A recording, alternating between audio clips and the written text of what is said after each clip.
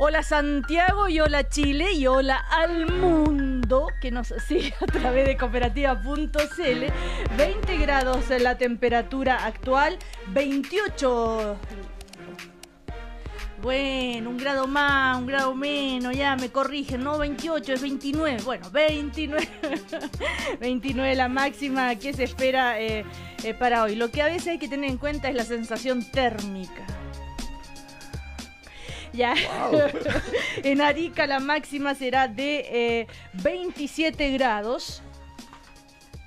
Arica, saludo Arica, nos escuchan en la 103.1 FM. Y en Temuco, 23 la máxima. Temuco, nos escuchan en la 107.7, para cuando vayan al sur, sepan, sintonicen ahí.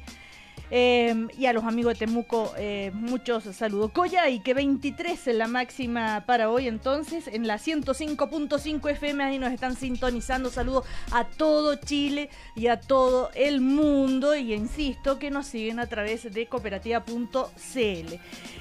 Ya estamos acá en este primer café, que lo vamos a compartir con Gonzalo Blumel, que es el director ejecutivo de la Fundación Avanza Chile. ¿Cómo estás, Gonzalo? Hola, bien, gracias. Muy bien. La fundación está calladita últimamente. Son un centro de estudio, los centros de estudio se comunican a través de su informe. Pero Avanza Chile en un momento tuvo mucho más protagonismo. ¿Será porque ya se canalizó un poco con el Chile Vamos, todas las fuerzas políticas? No, nosotros en general tenemos mucha acción a través de nuestro informe, nuestro estudio, en la página web publicamos todo, usamos mucho las redes sociales también. Muy bien. Estamos también con Gonzalo Duarte, el secretario nacional de la Democracia Cristiana. ¿Cómo está? Muy bien, Cecilia, buenos días. ¿Tiene que tener candidato presidencial como pide Ignacio Walker, la Democracia Cristiana? Pregúnteme eso el 2017. No, Ignacio Walker dice ahora, o vamos a estar vitrineando, dijo. Estoy parafraseando nomás frases serias del día reciente. Sí, de Ricardo Lagos Escobar, pero no me quiere contestar, ya. ¿Hay que vitrinear o no? Pero por favor, o sea, vamos al tiro, chamo. Una, por para que... Por supuesto que vamos a tener candidato. Tenemos que levantar un liderazgo presidencial que poner a disposición de los chilenos. ¿A una primaria? Contéstame eso el 2017. No, pregúntame eso o a primera vuelta, sí. Bueno, todo puede ocurrir en la vida. Todo puede pasar. Ahora estamos también con Benito Barandas, que es el presidente de la Fundación América Solidaria. Acá no hay candidatos presidenciales, nada, pero la influencia... Perdón, algunos dicen que hay que medir a Benito. No, pastelero a tus pasteles, cada uno tiene ¿Cómo estás, Benito? En la vida. Muy bien, muchas gracias. Oye, a propósito de Fundación América Solidaria y todo lo demás, uno de los temas que maneja mucho Benito es el tema de los inmigrantes, ¿eh?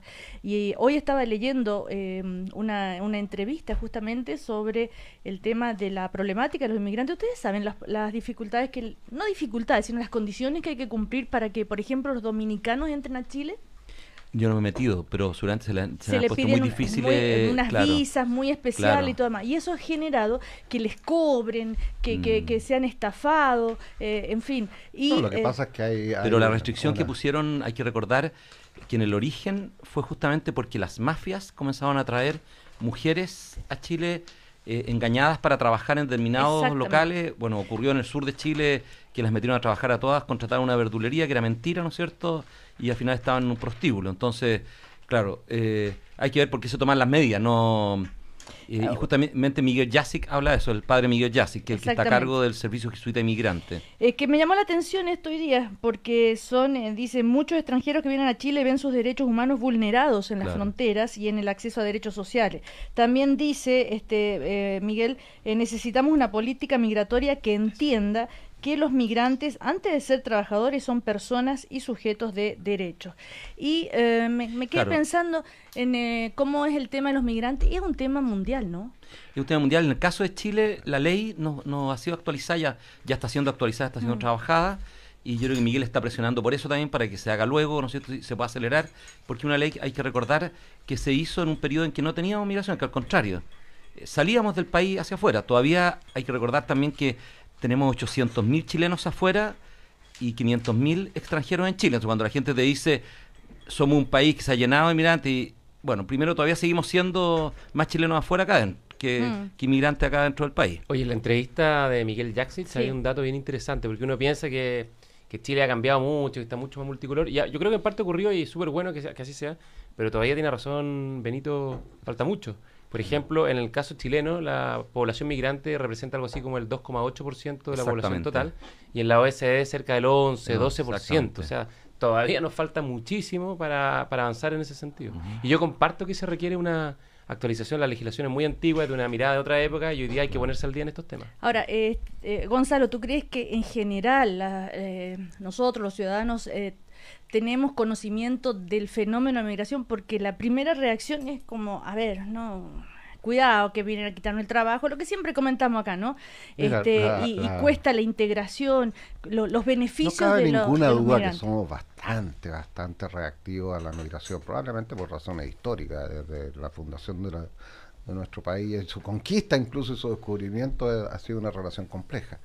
Ahora, eso ha ido evolucionando básicamente producto de la globalización, producto además de que muchos chilenos tuvieron que salir al exterior en época histórica, y eso ha llevado a que haya una cultura de acogida muy superior. No solo en las canciones, esto que somos tan buenos para recibir, que es medio mentirosa, sino en la práctica. Y verás ahora, yo quiero llamar la atención Chile, perdona, Cecilia, pero quiero llamar la atención que primero este es un fenómeno que tiene una expresión diversa en los distintos territorios del país. O sea, a mí, por ejemplo, yo creo que Antofagasta es una de las zonas con mayor presencia migrante en el país. Se me dice que Antofagasta tiene alrededor de un tercio de su población hoy día es migrante. Y que en definitiva los campamentos en el norte, por ejemplo, son en gran medida poblados por habitantes migrantes. Eso lleva a que tengamos que actualizar la política habitacional, la política de acceso a los programas habitacionales para poder enfrentar estos fenómenos. En materia de acceso a salud y educación se ha ido avanzando, afortunadamente, porque claramente había aquí una discriminación muy odiosa con respecto a los accesos a los servicios públicos de salud y de educación. Afortunadamente eso ha ido evolucionando, ha ido cambiando, y yo espero que continúe en esa línea. En el fondo lo que hay es precisamente una actualización de políticas públicas que establecían barreras de acceso a beneficios sociales para población cuya legalidad, entre comillas, de residencia es cuestionada. Muchos de estas personas ingresan con visas de turista, no con visas de trabajo. La regularización se ha hecho engorrosa. Lo pudimos visualizar en el paro del registro civil, por ejemplo. La gran mayoría de la gente que estaba haciendo cola para acceder a los servicios del registro civil era una enorme cantidad de ellos extranjeros tratando de regularizar su permanencia en el país para poder acceder a los distintos programas sociales. Todo esto es una transformación que como sociedad vamos a tener que impulsar fuertemente. Y claramente vamos a tener que modernizarlo. Yo comparto lo que se decía por nuestros compañeros de panel en términos de la necesidad de actualizar la ley de migraciones, también de actualizar muchas de las políticas públicas para acoger a esta población. Bueno, viene la crisis un poco también cuando tienes crisis económica, porque en Europa cuando comenzó la crisis, ¿no es cierto?, había menor disponibilidad de empleo. Ahí comienza la tensión más fuerte con los migrantes, porque es un tema económico. Entonces, ¿quiénes tienen derecho a los beneficios? ¿Quiénes tienen derecho al trabajo? Bueno, en eso América Solidaria peleamos harto, ¿no es cierto?, por decir que ya una persona que ha llegado a un país es un ciudadano del territorio. No podemos tratarlo como un ser, ¿no es cierto?, de segunda categoría. Tiene que haber un trato igualitario hacia la persona, que esto se vio, ¿no es cierto?, en la crisis migratoria que hubo en República Dominicana en relación a los haitianos, que ha sido quizás la más vergonzosa que hemos tenido en el último tiempo en nuestro continente. Y hoy día en Alemania el debate está muy... En Dinamarca, y tú viste lo que hizo Dinamarca. Porque ingresaron... Lo de Dinamarca es tremendo. Dinamarca que era un país de acogida. Claro, o sea, en el caso de Angela Merkel, que fue muy abierta al tema de la migración siria, se produjeron ahí unos problemas de abusos sexuales hace un par de semanas atrás, y estaba la opinión pública, cambió completamente. En Europa está el tema también que influye mucho de la seguridad, ¿no? Por todo el tema del terrorismo, en fin, acaba de renunciar la ministra de Justicia en Francia por las disposiciones que ha tomado el gobierno, y ella encuentra que ya con la excusa no con la excusa, con la necesidad de luchar contra el terrorismo, se está pasando a llevar derechos... Bueno, ella es de origen inmigrante también. Claro, por eso, sí. Bueno, en fin, es un tema mundial. Y además, esta mañana hay una entrevista a Felipe González en el diario El País, el expresidente. Me llegó El País en la mañana. ¿No? No, a propósito, y uno lee y dice, esto cuando uno cree que solo pasa en Chile, o en América Latina, a propósito de lo que está pasando en España, que están buscando. Entonces él le preguntan y dice, la crisis financiera y sus terribles consecuencias económicas y sociales han acelerado la sensación de que hacen falta cambios. Muchos ciudadanos ven en peligro los derechos que consideran adquiridos en sanidad o educación, por ejemplo. Han tenido ajustes basados en el paro salariales, ¿no? La devaluación, la precarización del empleo. Entonces, ¿qué es lo que propone él? Lo que hay que hacer. Hay que hacer reforma en el acceso universal a la salud, en educación, en la política para que cautelar que no exista corrupción. Entonces dije, la Constitución. Entonces dije, ya. Y esto parece que estamos leyendo lo que pasa en Chile. Esto lo escuchaba antes. Claro. Lo que pasa es que la crisis del estado de bienestar en Europa es una cosa que ha golpeado fuertemente, pues, no cabe ninguna duda. Pero el leer esto, así, la salud, la educación, la Constitución, el problema financiero es económico, es como Chile. Bueno, tú sabes que en el caso del financiamiento de la política, es un caso, nosotros nos miramos mucho el ombligo, yo creo que esto es por nuestra condición insular, de que Chile es como una isla que tiene cordillera, océano, desierto y Antártica. Pero estamos muy lejos. Ya basta esa excusa, ¿no? Por eso, pero ponte tú el tema del financiamiento de la política, nos miramos el ombligo y nos miramos para afuera, y hoy día, en el caso de las elecciones en Estados Unidos, está ese tema súper instalado. Bernie Sanders, que es el candidato más a la izquierda del Partido Demócrata, acusa a Hillary Clinton de ser financiada por JP Morgan, que es un poquito parecido a lo que ocurría acá. En el caso del Reino Unido, hace un par de años atrás, Jack Straw, el ex ministro del Interior de Tony Blair, tuvo que renunciar a su cargo parlamentario producto que se descubrió que era financiado, tenía asesoría con transnacionales de lobby. Entonces, por lo tanto, es un problema que yo creo que son problemas propios de la modernidad que tenemos que ir encontrando la respuesta. Pero lo que está en el fondo de nuestra entrevista Felipe González y lo que menciona Cecilia es cómo logramos un cierto equilibrio en el acceso a ciertas políticas sociales que sean sustentables en el tiempo. El desafío de la política y el desafío del desarrollo.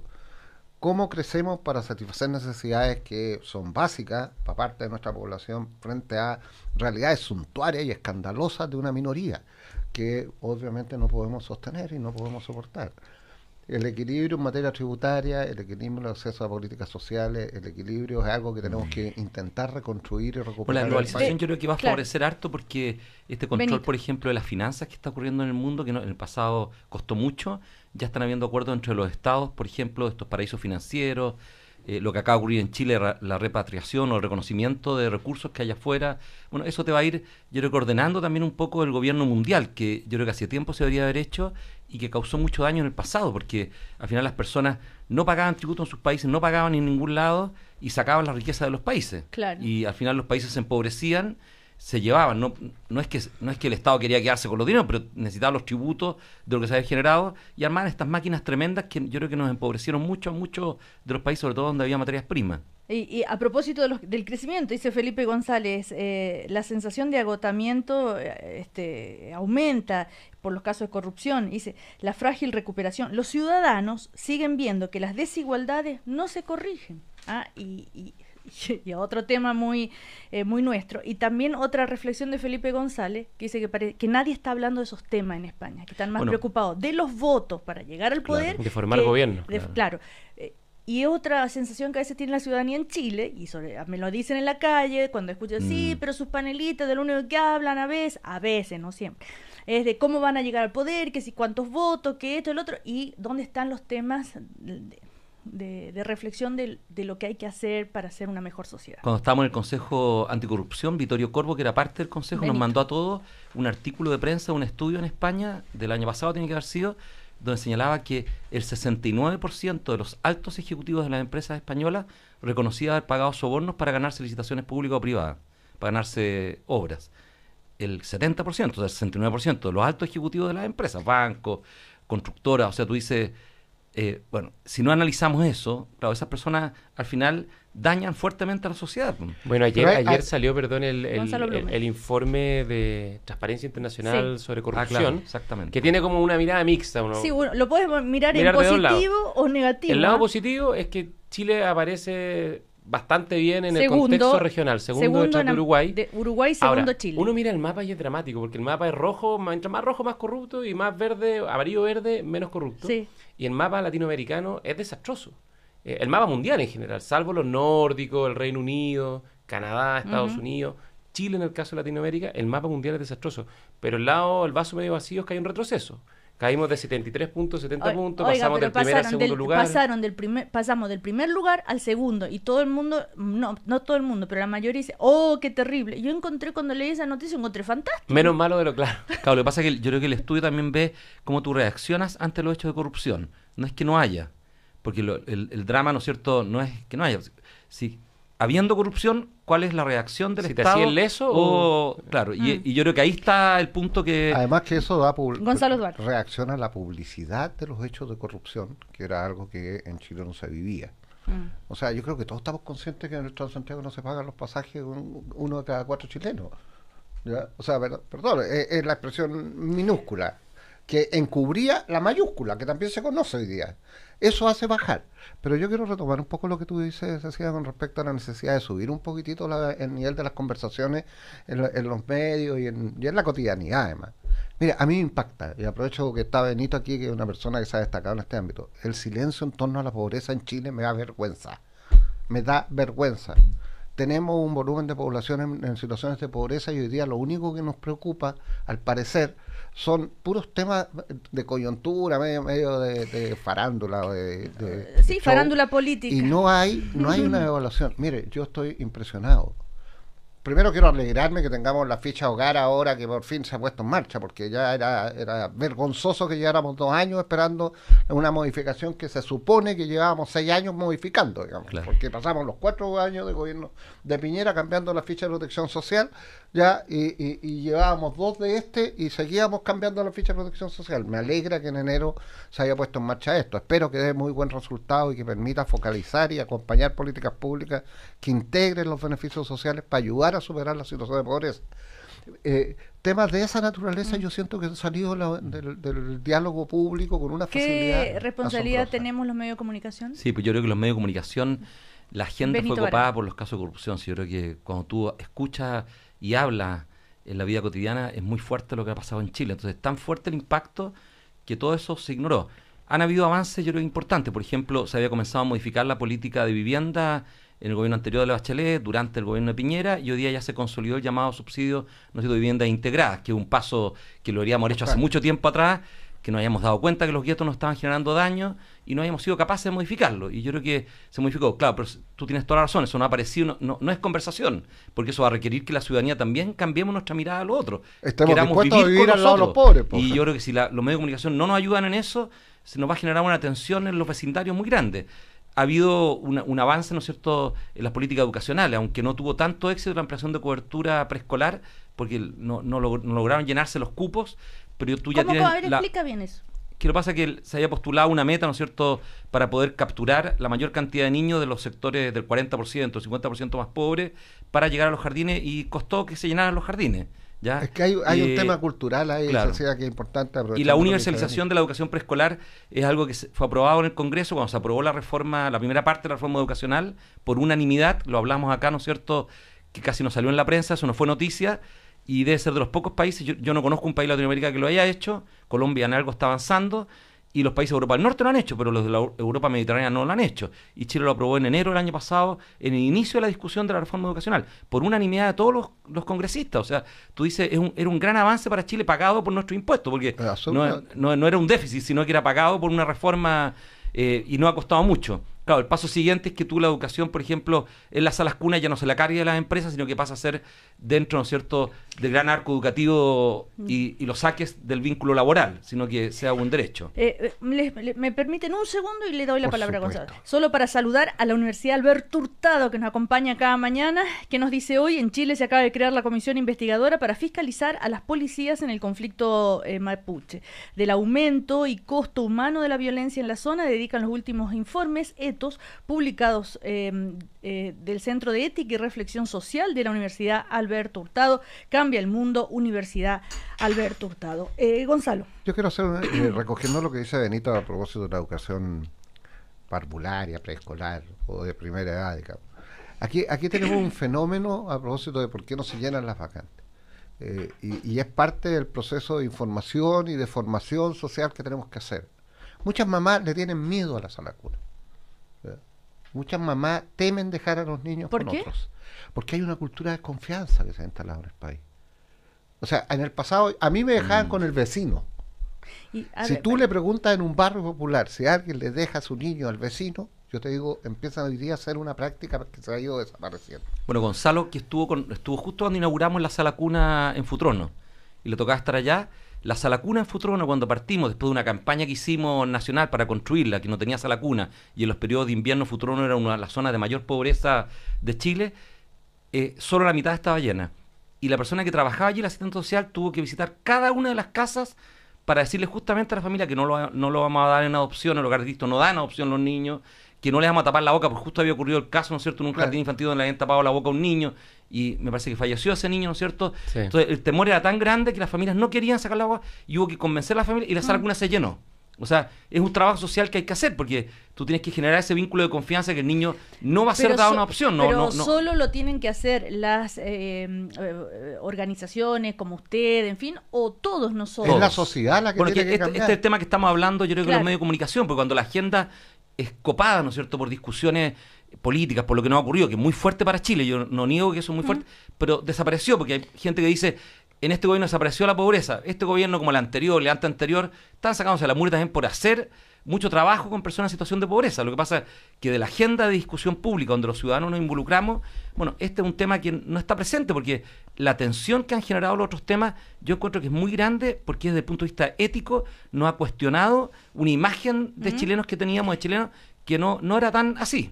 Voy a ligarlo, pero a veces se ligan con temas de actualidad. Por ejemplo, acá un auditor dice, Gonzalo, no nos pidan cuando los poderosos ni siquiera pagan con cárcel o no son castigados por los tremendos chanchullos y robos, no nos pidan a nosotros que paguemos la micro.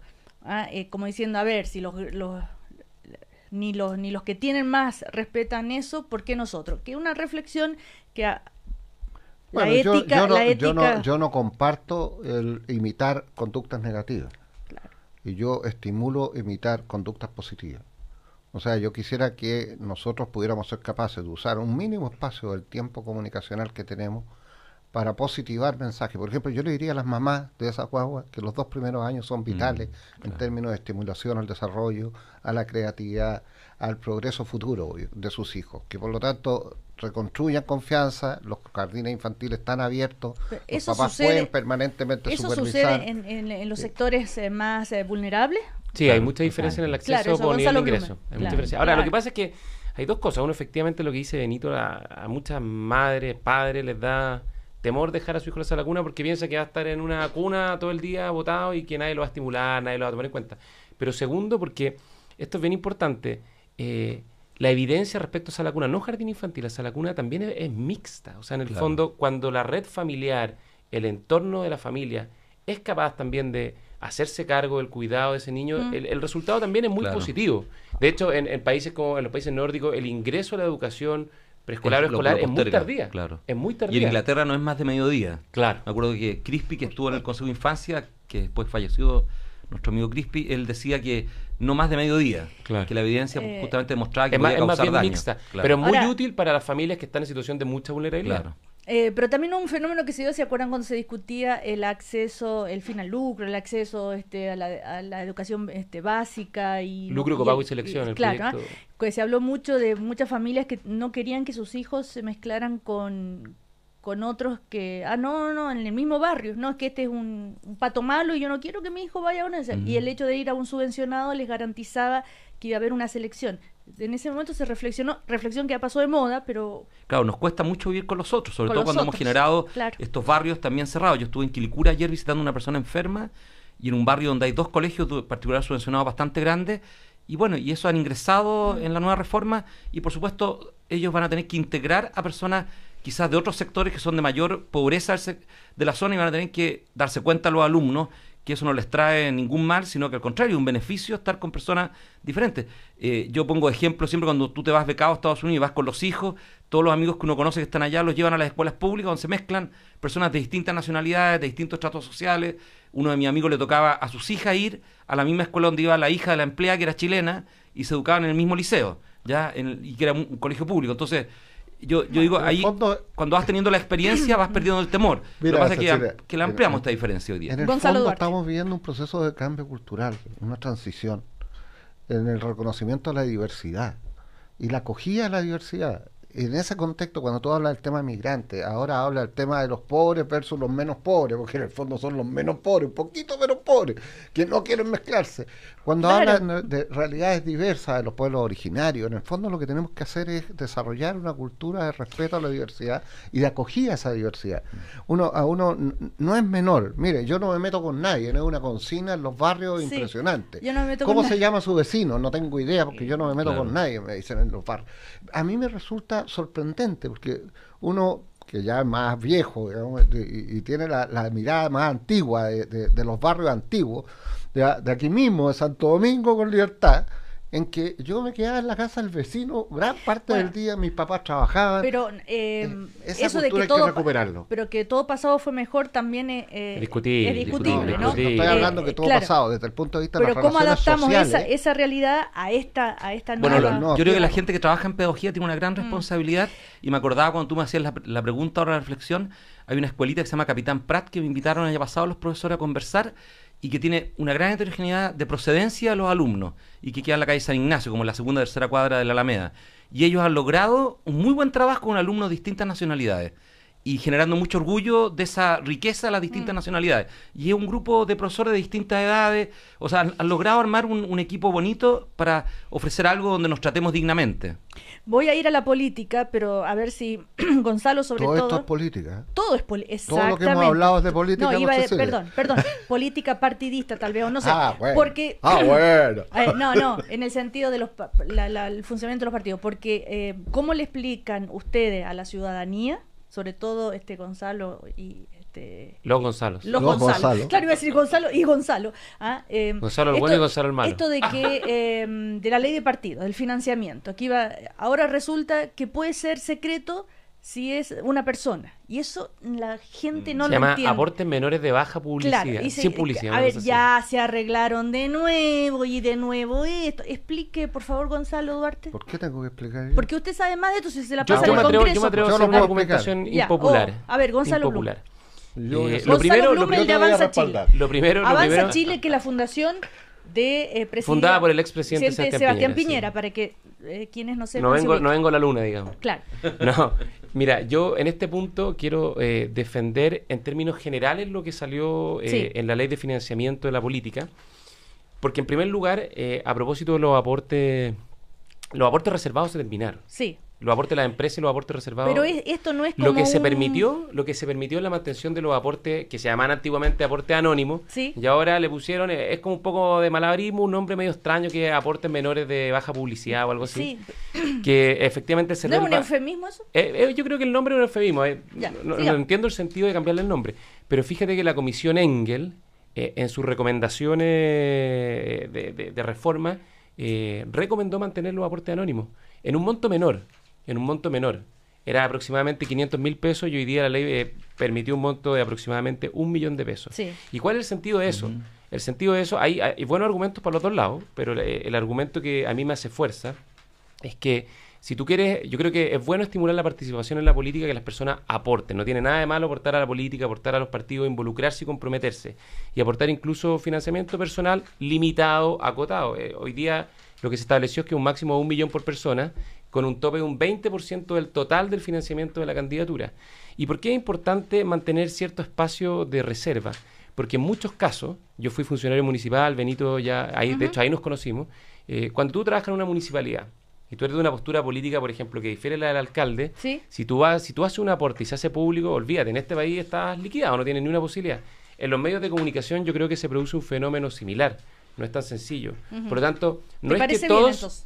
Claro, no es que todos los aportes tengan que ser anónimos, pero dejar un espacio. Si 1 millón de pesos es mucho o es poco, yo no lo sé. Puede que sea mucho. La Comisión Engel recomendó mantenerlo en 500.000 pesos.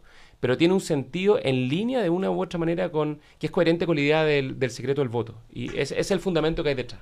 Gonzalo Duarte. Mira, yo primero quiero valorar la función parlamentaria y el ejemplo que han dado. Primero, fueron capaces de modificar su propio sistema electoral, cosa que históricamente nunca había ocurrido en la historia de Chile. Al modificar el binominal, que era una forma de garantizar la reelegibilidad de los incumbentes. ¿Ya? Fueron capaces de autorregularse en la historia reciente de este país en términos del equilibrio fiscal de los recursos públicos. O sea, yo quisiera saber en qué país de América Latina la clase política se ha puesto de acuerdo para decir no voy a gastar más de lo que tengo, cuando la práctica constitucional ha sido que gastan mucho más de lo que tienen. Y con pérdida de escaños sí se cumple. Tercero, decir, sabe que además voy a hacer público toda la plata que reciba, porque estos aportes anónimos, o no sé cómo le pusieron el nombre, son anónimos en términos de publicación en los medios de comunicación, pero no son anónimos para el servicio electoral, ni tampoco son anónimos para el candidato. Entonces, ¿por qué? Por lo tanto, si un tribunal pide en un momento determinado, o si el servicio electoral en función a las facultades que estos mismos diputados y senadores le dieron para que los vigilara, para que los auditara, para que los controlara y los fiscalizara y además los sancionara, detectare que hay un conductas irregulares aquí, él lo va a saber. Porque además de establecer el límite individual de donación a una campaña, establecieron un límite global para la elección simultánea. Entonces le dice, mire, ¿sabe qué? Usted puede donar hasta tanta plata, porque es distinto para alcalde, que para concejal, que para diputado, que para senador y que para presidente. El $1.000.000 para la campaña presidencial es el límite, ¿eh? ¿Ya? Es $1.500.000 para la presidencial. O $1.500.000, no me acuerdo, ahí están todos. ¿Pero por qué ha sido tan mal recibido en las redes sociales, en la gente? Porque hay una tendencia a juzgar. O porque está mal informado por parte de ustedes, le vamos a tener que hacer asesoría a los políticos. Si yo fuera editor de medio, tendría varias críticas que hacer, pero no lo voy a hacer porque esta radio es como mía. No. Es como yo me siento hijo de esta radio. Yo la crítica que le hago es a los políticos, lo mal que comunican. Bueno, pero si su función no es la comunicación. Pero tienen que contarle bien a la ciudadanía las cosas que hacen. Si fuera la función del mundo político, las comunicaciones serían... No abogados, serían periodistas la mayoría de los parlamentarios. Pero Gonzalo Duarte, la manera que ustedes están explicando esto es como hay que explicarlo. Pero porque tú, Cecilia, nos das la oportunidad del tiempo para explicarnos. Lo normal es que a ti te entrevista un periodista ya 1 hora y te agarra la cuña, que además no la agarra ni el periodista, sino la agarra el editor. ¿Ya? Y que yo tengo un ejemplo histórico. Yo he vivido la experiencia de ser titulado en una entrevista con la pregunta del periodista, no con la respuesta del entrevistado. Y uno es víctima de esa situación. Y la sobrelleva con decoro. Ahora, la firme la desconfianza es muy simple, porque lo que se piensa es que esta norma va a permitir seguir pasando gato por liebre, porque en el fondo, como es un aporte para la parlamentaria de $1.000.000 por persona, entonces lo que dicen, bueno, entonces van a agarrar a gallos, les van a pedir RUT y van a partir varios $1.000.000 y con eso el aporte de la empresa Gonzalo, pero ¿sabes qué? Recientemente los tribunales están llenos de amigos que pusieron, que se prestaron para eso y están todos cantando y todos los parlamentarios tienen clarito que eso de junta amigos dura hasta que el fiscal te llama y te dice, y ahora va a ser el CERVEL te llama y te dice, a ver, explícame esta boletita, explícame esta donación. El nuevo CERVEL yo creo que va a... ¿De dónde la sacaste? Es clave esa diferencia. Bueno, ¿Y de dónde la sacaste? Porque tenés que justificarlo ante impuestos internos. Oiga, vamos a ir a comerciales y seguimos con este tema. Se va a reunir, va a haber una reunión va a haber una reunión de reflexión del Partido Socialista. Van a estar ahí Isabel Allende, Insulza y Ricardo Lago Escobar. ¿Qué vamos a escuchar después de eso? ¿Las reflexiones sobre qué es lo que los desafíos del Partido Socialista o la campaña? O el aplausómetro. A la vuelta te contesto. Ya, vamos a comerciales.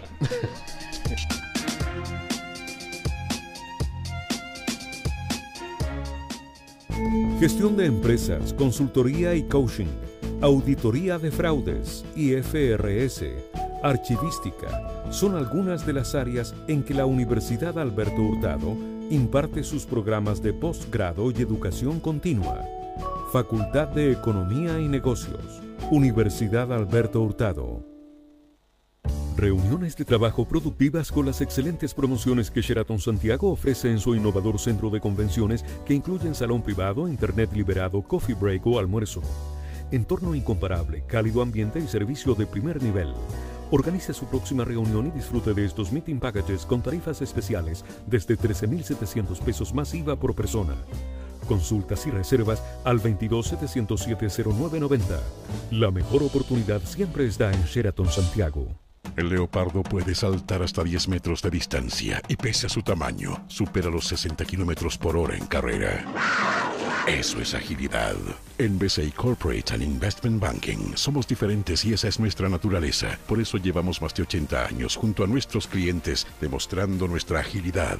BCI Corporate and Investment Banking. Banqueros comprometidos con tu negocio desde 1937. Banco BCI es agente comercializador de cuotas de fondos administrados por BCI Asset Management. Infórmese sobre la garantía estatal de los depósitos en su banco o en www.sbif.cl. Antes de contratar, informes en www.bci.cl. Enero es teatro, enero es Quilicura Teatro. Del 5 al 31 de enero, ven a disfrutar de lo mejor del Teatro Nacional con entrada liberada, con la participación de grandes actores y actrices en escena.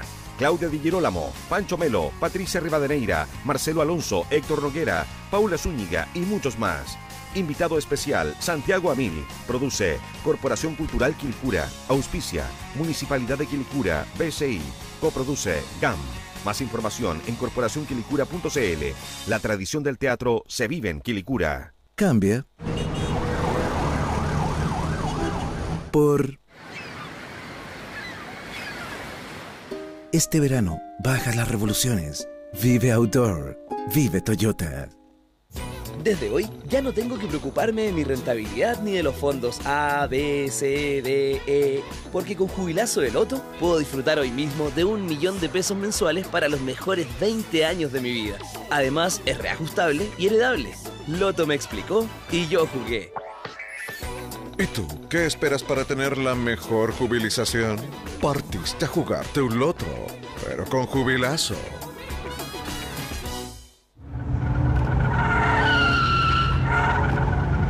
Tu auto intenta decirte algo. Tu auto necesita Hankook, la marca de neumáticos de alta gama que te ofrece la mayor seguridad y desempeño. Porque su tecnología coreana ha sido sinónimo de confianza para grandes marcas de auto. Al elegir Hankook, escoges calidad, seguridad y alto rendimiento. Encuéntralos en www.hankook.cl y en nuestras redes sociales. Hankook, Driving Emotion. Respalda y garantiza Terco. Las águilas tienen 1 millón de células sensibles a la luz por cada milímetro cuadrado de retina. Esto es 5 veces más que los humanos. Eso es visión. En BCI Corporate and Investment Banking somos diferentes y eso está en nuestra naturaleza. Por eso llevamos casi 80 años junto a nuestros clientes demostrando nuestra visión. BCI Corporate and Investment Banking. Banqueros comprometidos con tu negocio desde 1937. Banco BCI es agente comercializador de cuotas de fondos administrados por BCI Asset Management. Infórmese sobre la garantía estatal de los depósitos en su banco o en www.sbif.cl. Antes de contratar, informes en www.bci.cl. Entel te invita a vivir una experiencia única con los Rolling Stones. Súmate al staff y camina hasta el escenario junto a esta legendaria banda. Participa en staffrs.cl y sé el elegido que vivirá un día inolvidable junto a sus ídolos. Rolling Stones, 3 de febrero, Estadio Nacional. Vive los mejores eventos junto a Entel. Hoy tendrás un Good Morning porque tenemos Good Bonos en Kia. Llévate tu Kia Morning con Good Bonos de hasta 1 millón de pesos. Y eso no es todo. Por la compra de cualquier Kia Morning con financiamiento Forum, llévate gratis una gift card de 150,000 pesos. ¡Aprovecha! Tienes solo hasta el 31 de enero. Refréscate este verano junto a Kia. Términos y condiciones en kia.cl. Kia, the power to surprise. Kia Chile, una empresa indomotora. 20 grados. 20 grados en Santiago. Cooperativa. 19 minutos para las 10. 19 minutos para las 10.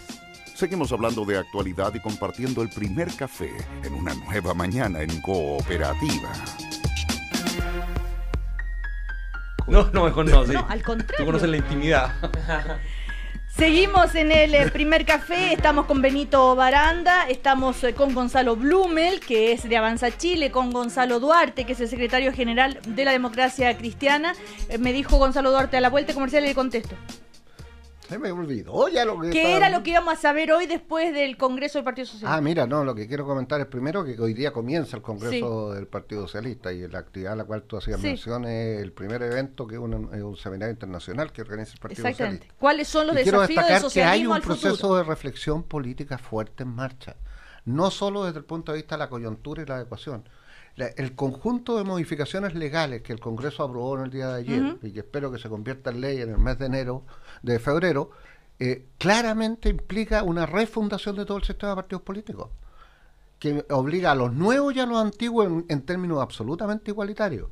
Las mismas obligaciones se les va a aplicar, y eso pasa por la refundación administrativa, estructural, orgánica y además de contenido. Y eso es lo que está ocurriendo. Yo quiero destacar el foro que se desarrolló el día de ayer en el Congreso por parte de destacados dirigentes de la democracia cristiana que también están acompañando este proceso. Claro, pero las reflexiones de lo que piensan unos y otros, qué difícil es que lleguen a la ciudadanía, como a propósito de esto de la política de la cuña, Gonzalo.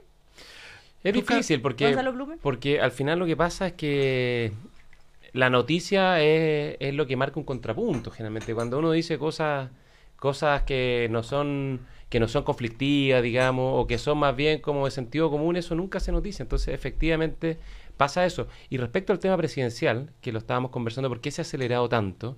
Yo creo fundamentalmente porque hoy día hay un vacío de liderazgo que en el fondo empieza a llenarse con este debate que a mí me parece que es totalmente extemporáneo. Uno, si lo piensa, el gobierno actual no cumplió ni siquiera la mitad del periodo. O sea, todavía no cumple 2 años, no cumple la mitad del periodo y ya el debate está completamente instalado. Y yo creo que eso no es lo mejor y en el fondo, pero es consecuencia, más que causa, es consecuencia de este vacío de liderazgo que se ha generado y que yo creo que en el fondo lo que está ocurriendo es que se buscan otros liderazgos que puedan llenar ese espacio. Gonzalo Blumel, pero si yo recupero el archivo del primer café, en el gobierno de Piñera, cuando faltaban 2 años para que termine, era el mismo tema. Con la única diferencia que estaba mucho más claro porque era la expresidenta Bachelet en ese momento que tenía... Era impresionante, pero estamos discutiendo el liderazgo presidencial a propósito de una frase de Lago, y Lago dijo hartas cosas que no dicen relación con esto. Habló, por ejemplo, de la necesidad de enfrentar los problemas sociales manteniendo el equilibrio fiscal. Hizo un llamado a recuperar la responsabilidad y la construcción de acuerdos. Validó un conjunto de políticas que están bastante más allá que la coyuntura de la pregunta periodística que es la que titula el diario. Porque el diario titula con la respuesta del 2017. Pero todo, el diario, la televisión, la radio. Yo creo que lo que tenemos que hacer desde el mundo de la política es ser capaces de darle la vuelta a esta superficialidad muchas veces del debate público. Y darle la vuelta significa ir al viejo tiempo de los griegos, del chiste de los griegos, los egipcios y los fenicios. Probablemente todos van a preguntar por los fenicios, pero yo quiero hablar de los desafíos país, quiero hablar de los desafíos de enfrentar la pobreza, de la construcción de una sociedad más equitativa, de lograr efectivamente resolver los problemas que tenemos en el ámbito de la salud, construir una nueva educación superior con altos niveles de acuerdo que preserve la libertad de enseñanza, que mejore en definitiva la calidad de nuestros profesionales. Esos son los temas que el país espera que enfrentemos. Claro, yo creo que uno de los puntos que se tocó que me parece importante, esta reforma que está ocurriendo en relación a los partidos políticos y que puede también catalizar parte del desencanto de mucha gente que había en el pasado y de la desconfianza, y es una muy buena oportunidad. Cuando ocurrió el movimiento de los indignados en Europa, yo lo he repetido harto esto porque me impactó mucho, un señor Stefan Hessel hizo como un manifiesto sobre los indignados y se vendió como pan caliente. Y él terminaba este manifiesto diciendo, bueno, hay que pasar de la indignación al compromiso, porque si no nos comprometemos, ¿cómo vamos a modificar la realidad? Y después un periodista hizo una entrevista y salió el otro panfleto que se llamaba Comprometeos, y no se vendió como pan caliente. Entonces ahora mucha gente que nos está escuchando es decir, o sea, de la indignación hay que pasar al compromiso. Si efectivamente yo quiero modificar la realidad, estoy en desacuerdo como está ocurriendo, bueno, ahora hay una gran oportunidad que no la habíamos tenido en el pasado, hay una muy buena reforma que hace vulnerable a partidos grandes, ¿no es cierto?, más vulnerables, los pone, al igual que partidos chicos, los pone, ¿no es cierto?, en la discusión, en el tapete, y le hace salir a buscar adherentes, ¿no es cierto?, lo que los tensiona fuertemente a todos los partidos, y eso, bueno, hoy día yo creo que es un excelente momento para que jóvenes y no tan jóvenes, que habían tenido una frustración en relación a la política, hoy día participen más activamente, se involucren y ojalá tengamos mayores tasas también de participación en las elecciones que vienen. Hay muchos municipios que han tenido dificultades de gestión, la prensa lo ha indagado, lo ha investigado. Bueno, ojalá hayan buenas y buenos candidatos que nos ayuden también a ir modificando esa política local, que es la que después fundamenta la política mayor. Oye, pero un comentario sobre Gonzalo Blumel. Un comentario sobre lo de Ricardo Lagos, que a mí me pasa que cada aparición suya es una crítica al gobierno al final.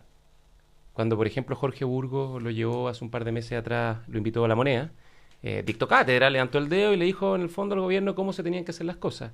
Y si uno lee lo que más allá de lo del 2017, que dijo ayer, también cuando uno lee lo que hay ahí, hay una crítica a la forma en que se está haciendo. O sea, yo creo que en el fondo le está cumpliendo un rol que de una u otra manera está cuestionando al gobierno y que yo, que por experiencia propia que me tocó estar adentro, yo creo que adentro debe generar bastante molestia, porque además si tú lo piensas, la frase de él, de ayer, tapa completamente un día que para el gobierno fue muy exitoso en términos legislativos. Ayer se aprobaron 3 leyes, la ley de partidos políticos, la ley de financiamiento. ¿Él no debería haber respondido a la pregunta? Yo creo que yo creo que en el fondo él está haciendo un juego de piernas, dejándose querer sin en el fondo explicitar la condición en que lo está haciendo, y eso causa, creo yo, molestia y daño al gobierno. Porque las cosas que se están logrando están completamente tapadas, están completamente Gonzalo submarinadas. Blumel, ¿pero tú eres de la nueva mayoría? No. A ver, yo creo que la Tengo sentido de solidaridad por haber estado hecho La Moneda en algún periodo. Y yo estoy seguro que la frase de Ricardo Lagos de ayer cayó muy mal adentro de La Moneda. Pero, ¿qué tendría que haber hecho él? ¿No responder, Gonzalo Duarte? Mira, yo primero vamos a ciertos conceptos básicos. En democracia la criticidad es parte del comportamiento político cotidiano. Los políticos debemos tener y ejercer la criticidad permanentemente. A mí no me asustan los debates, a mí no me asusta que haya discrepancias dentro de una coalición, no me asusta que los distintos partidos expresen sus opiniones. Lo que me importa es que sean capaces de tener métodos para construir acuerdos, para llegar a sacar adelante iniciativas con mirada de bien común. Desde ese punto de vista no le puedo pedir a un ciudadano, como el ciudadano Lago, que no hable. Es que no es un ciudadano. Porque eso puede molestar. Ya, como no le puedo pedir a Telier que hable, a Piñera que hable, a mí me parece que es parte de la democracia. Ahora, lo que yo tengo la impresión, efectivamente, es que cada vez que Lago habla, le pone un peso a la discusión política distinta. Eso es real. Pero también, ¿qué dijo Lago ayer aparte de Pero también frase? Tiran una cortina de humo que yo creo que en una de las frases, Benito que por supuesto Barán. la ponen la prensa, pero tira una cosa como de vanidad o de perfección de la política que no tuvo él en el gobierno. Eso es. Y que un gobierno tan vulnerable como todos los gobiernos nomás. Por supuesto. Porque se tira que las reformas hay que hacerlas perfectas y con alta calidad. Y él hizo Transantiago. Claro, y tiene varios tejados de vidrio, ¿no es cierto?, que uno mismo los conoce, porque le ha tocado vivirlo a uno y también le ha tocado ver cómo se han ejecutado. Uno de ellos Transantiago, pero otro también en la política habitacional, que fue un desastre, con estos guetos que se armaron en lugares donde no tenían servicio las personas y que causaron mucho daño, como por ejemplo Bajos de Mena en Puente Alto, que es un ejemplo dramático en plena democracia de cómo tú juntaste una gran cantidad de personas en un lugar que lo ha pasado muy mal. Entonces, Benito, todo tiene luz y sombra, pero también el éxito de Chile Barrio, por ejemplo, en el gobierno de Lagos fue comparativamente con los esfuerzos desarrollados muy relevante. Claro, pero las consecuencias, pero las consecuencias de Chile Barrio fue que tú sacaste gente de campamentos y armaste estos guetos y que la gente no se quedó en los territorios. Y eso puedo hablar en propiedad. Bueno, pero si tú ves el volumen, a lo mejor tú tienes experiencia específica, pero nunca en la historia de Chile se han armado tantos guetos como en democracia. Nunca, no existe, ni siquiera en dictadura. En dictadura se calcula que unas 300.000, 400.000 personas en Santiago fueron llevadas a la periferia, y en todo el periodo democrático, sumando a Piñera, a todos los gobiernos democráticos, más de 1 millón de personas fueron llevadas a la periferia, guetos. Pero y eso... léelo de otra manera, más de 1 millón de familias lograron acceso a la vivienda. Pero ¿qué vivienda? Si la vivienda no sirve cuando tú eres segregado y excluido. Eso no te te sirve hoy día cuando tengo vivienda. No. Lo decía ayer. Pero tú te irías a vivir abajo de Mena. Los que hicieron la política no se vienen a vivir.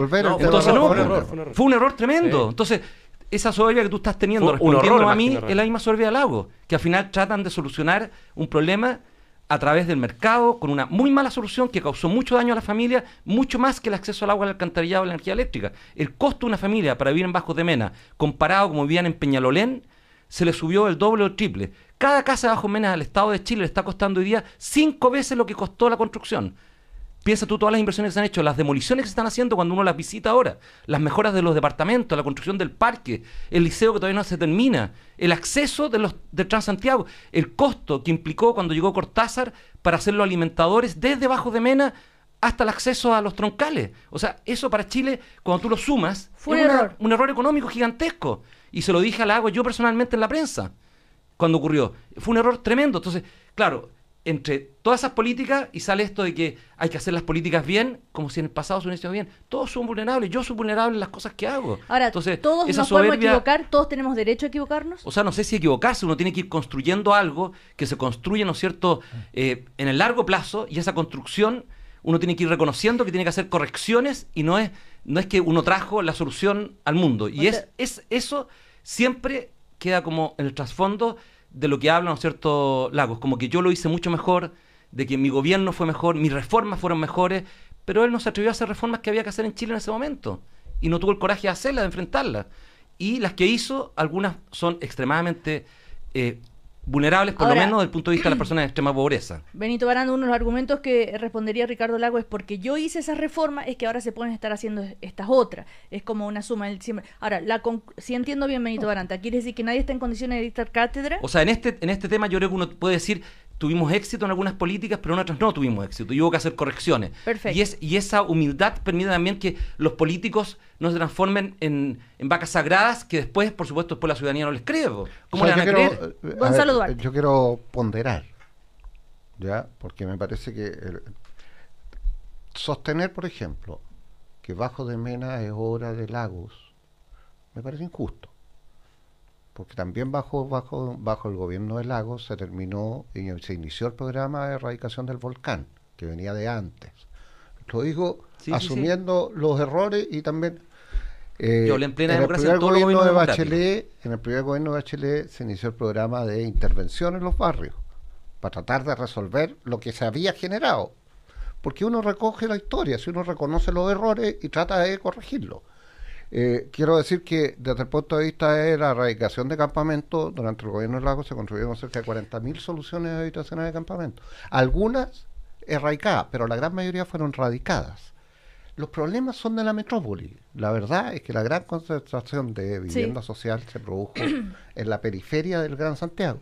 Pero yo comparto con Benito, si nadie puede pontificar aquí como si estuviera por sobre. O sea, lo que estás diciendo justamente demuestra que uno tiene que hablar equilibrado, porque claro, eso es lo que me ocurre cuando salió esa frase. La sacó a lo mejor el editor, el periodista, y la puso ahí en el titular. A lo mejor hay que meterse mucho más en el texto. Claro, cuando dice hay que hacer la reforma. La frase la dijo, ¿no? Yo la vi en televisión y la dijo muy. Esa frase estaba pensada. O sea, la de las reformas, ¿cómo hay que hacerlas? No, todo eso no, pero además lo hablemos del 2017, en el fondo es una respuesta. Es un titular. En el claro, fondo cuando dice, le pregunta y dice, bueno, es como cuando me preguntaban si yo iba a ser senador vitalicio cuando terminara mi gobierno. Y yo en ese momento decía, pregúnteme cuando termine mi gobierno. Entonces, ahora le respondo, pregúnteme ¿cuándo son las elecciones, hijo? En el 2017, pregúnteme. Sí, mi punto. Esa fue la frase. Solo reiterar el punto que este juego de viernes que está haciendo, que lo está jugando el juego, es un torpedeo al gobierno. Ayer le anuló y le puso. ¿Pero tú crees que lo hizo para eso? No lo hace conscientemente, pero es el efecto que produce. Okay. Es el efecto y segundo, me parece positivo que en el fondo también la mayor exposición hace un poco lo que dice Benito, que en el fondo un escrutinio de las luces y sombras de lo que fue su gobierno. Oigan, ¿se han dado cuenta cómo el gobierno, la nueva mayoría, tiene capturado el debate público de la derecha? No se habla. ¿Qué pasa? No, yo creo que la derecha está en un proceso que fue muy duro, se ha reconocido. El 2015 fue un año muy complejo, pero que terminó un poquito mejor de lo que comenzó con la conformación de Chile Vamos, con la constitución de dos nuevos partidos que son Evópolis y el PRI. Yo lo celebro porque el PRI representa una matriz social cristiana que se incorpora de centro. Ellos siempre dicen, somos de centro. Esta es una coalición de centro y centro-derecha, no de centro-derecha, de centro y centro-derecha, porque el centro es distinto a la centro-derecha, y yo celebro esta incorporación de esta matriz, y Evópolis, que es una vertiente un poco más liberal también dentro de la coalición de Chile Vamos. Entonces, yo creo que terminar con una coalición, con una institucionalidad. Pero Chile Vamos, hace un mes que hablamos de eso o más, cuando apenas pero yo me refiero al debate político, dónde están parado ahora, las propuestas para el futuro, o por ejemplo, lo que pasó con el informe de yo tengo la impresión, y Longueira, que es un referente dentro de la UDI, no sé eso. No, la UDI efectivamente ha pasado un momento súper complejo, y yo creo que está en una etapa de transición, donde hoy día el debate es sobre los antiguos liderazgos y los nuevos liderazgos. Vemos que el diputado Jaime Belolio está asumiendo un liderazgo, y a mí me parece positivo ese debate. Y creo que es parte de todo el debate que tiene que hacer, de toda la reflexión. ¿Pero propuestas para futuro, para volver al gobierno? ¿O para aportar a este gobierno? No, de todas maneras. O sea, de hecho, yo creo que al final del día, el año 2016, va a ser el año donde en el fondo se van a perfilar los proyectos que se van a proponer al país el 2017. Mira, yo tengo la impresión que el país está viviendo un tiempo de transición y de cambio. Sí. Y obviamente para sectores que lo que son, básicamente lo que pretenden es conservar lo existente, les resulta difícil insertarse en ese proceso transicional. Yo tengo la impresión que el debate se ha concentrado básicamente en la nueva mayoría, en los actores políticos de ese mundo, porque lo que está discutiéndose ahí efectivamente es cómo cambiamos y qué cambiamos. ¿Ya? Y aquellos que quieren conservar, que quieren defender, que quieren retener, les resulta muy difícil entrar a ese debate en términos públicos. Hoy día estamos discutiendo cuál es la nueva organización del mundo sindical. Estamos discutiendo cuál es la nueva organización de la educación superior. Tenemos que impulsar, miren, los desafíos que vienen para este año son súper relevantes. El debate en términos de la nueva constitución va a poner en cuestión claramente toda la estructura social, administrativa y política del país. ¿Cuáles son las estructuras de equilibrio de derechos y deberes que va a tener que contener un nuevo orden constitucional? Que inevitablemente irradia toda la estructura jurídica del país. Todos esos son los debates que van a surgir.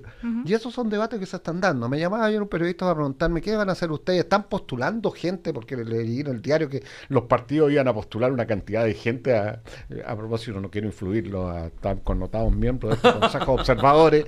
¿Ya? Y yo le dije, nosotros a nadie. Nosotros no estamos haciendo ese trabajo. Lo que nosotros estamos haciendo es formar a nuestros dirigentes y nuestros militantes en todas las comunas y regiones del país para que se incorporen al debate ciudadano y para que lleven a ese debate el conjunto de ideas que hemos elaborado durante un año de trabajo, un conjunto de profesores de Derecho Constitucional sobre cuál es la Constitución que Chile requiere. Eso es lo que está haciendo la democracia cristiana. Nos quedan 2 minutos, Gonzalo Blumel. No, solo una pequeña réplica de mi tocayo, con mucho cariño, pero yo discrepo completamente porque... en el fondo, caricaturizar de que en el fondo quienes son oposición hoy día solo quieren conservar, no es correcto, digamos. Sí, la diferencia está en cómo se van a hacer los cambios, en qué grado y en qué dirección. Y en ese sentido yo creo que la oposición tampoco está tan perdida, porque si uno lo piensa, el gobierno hoy día tiene un rechazo del 70%, 7 de cada 10 chilenos rechazan lo que está haciendo el gobierno, y las reformas todas tienen un rechazo superior al 50%. Momento, seamos precisos, rigor periodístico. Aprueban las reformas. El rechazo es cómo se están haciendo. No, eso no es así. Eso no es así. Cuando tú ves la encuesta semanal CADEM y tú le preguntas o la DIMARC, o la CEP, cualquiera que tú quieras mirar. Lo que pasa es que yo comparto lo que tú dices, Cecilia, no, una diferencia. Yo sé lo que tú estás apuntando, y es que cuando a la gente le preguntan, ¿quiere reforma en educación? Todos queremos reforma en educación. ¿Quiere esta reforma en educación? No estoy de acuerdo con esta reforma en educación. Bueno, después te muestro las encuestas de cooperativa, de hecho, ¿ya? Porque usted está, no, y la de Chile 21, si esa es un poco la encuesta de Chile 21 No, la de cooperativa. También. Ya. A mí me encanta este tiempo porque creo que es un tiempo excelente de discusión y como han hablado entre los dos Gonzalo, yo creo que esto provoca que los jóvenes se involucren. Si las cosas se transparentan, los partidos se exponen públicamente y sufren lo que le ha tocado sufrir, yo creo que muchos jóvenes hoy día pueden discutir cosas que en el pasado no se discutían. Y cuando uno va a los diálogos con universitarios o inclusive en sectores populares, de repente dirigentes jóvenes, ya están discutiendo más, y yo creo que todo el proceso que vamos a ir este año también de conversaciones acerca de la nueva Constitución o de la reforma de la Constitución van a ayudarnos a consolidar la democracia, y las reformas que está llevando adelante el Congreso, con algunas con mucho dolor, nos van a ayudar. Yo creo que nos van a permitir tener va a ser difícil recuperar esta confianza, pero bueno, paso estamos trabajando. Yo les puedo pedir a ustedes, que son los políticos influyentes, que conversen con la gente que trabaja. El otro día estaba conversando una vendedora en una tienda, no la voy a nombrar ni a la tienda ni a la vendedora, porque... Y me dice, no, si nosotros somos 500 empleados. Digo yo, entonces tiene sindicato. No, me dice, porque en el contrato nos hacen poner que la promesa que no vamos a hacer sindicato.